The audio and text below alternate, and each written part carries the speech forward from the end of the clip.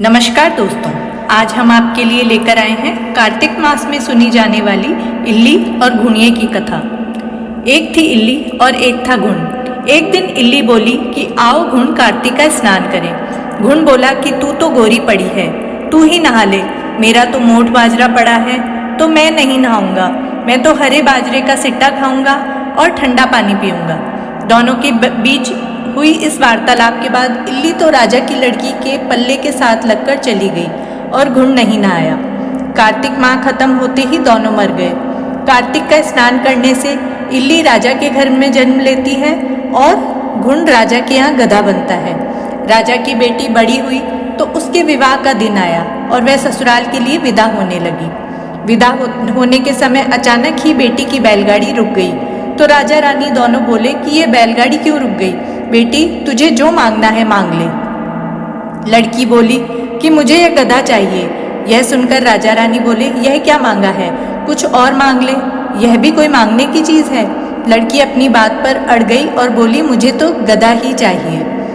लड़की की बात सुनकर गधा फुदक फुदक कर भागने लगा और लड़की के साथ वह भी चला गया। महल जाकर लड़की ने उसे नीचे ही सीढ़ी से बांध दिया।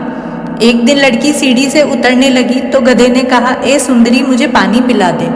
तब लड़की बोली कि जब तुझे कहा था कि आ कार्तिक नहा ले तब तूने मना कर दिया था। तूने कहा कि मैं तो बाजरा खाऊंगा और ठंडा पानी पीऊंगा। लड़की और गधे की वार्तालाप उसकी देवरानी और जेठानी सुन रही थी। वह दोनों अपने देवर के पास गई और बोली कि ये तुम किस जादूगरनी को ब्याह कर ले आए हो? यह तो जानवरों से बात करती है। अपनी भाभियों की बात सुनकर लड़का बोला कि मैं जब अपने कानों से सुनूंगा और आंखों से देखूंगा तब ही मानूंगा। अगले दिन वह सीढ़ी पर छिपकर बैठ गया। उसकी पत्नी आई और गधे से फिर उसने बात की, जिस पर रानी ने भी वही जवाब दिया।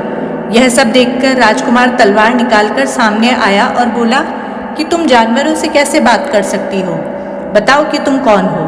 उसकी पत्नी ने उससे बहुत कहा कि औरत का भेद नहीं खोलना चाहिए, लेकिन वह अड़ा रहा, नहीं, मैं तो सब जानकर ही रहूंगा।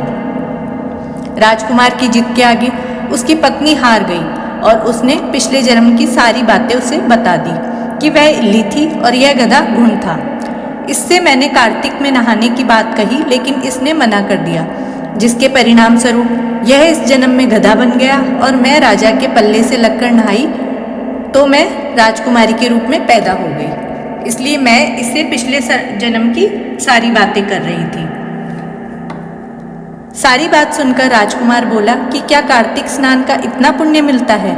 रानी ने कहा, हाँ, बहुत पुण्य फल मिलता है। अपनी पत्नी की सारी बातें सुनकर राजकुमार ने कहा, यदि कार्तिक स्नान का इतना महत्व है तब हम दोनों जोड़े से कार्तिक स्नान करेंगे और दान पुण्य भी करेंगे, ताकि आने वाले समय में हम सुखपूर्वक रह सकें।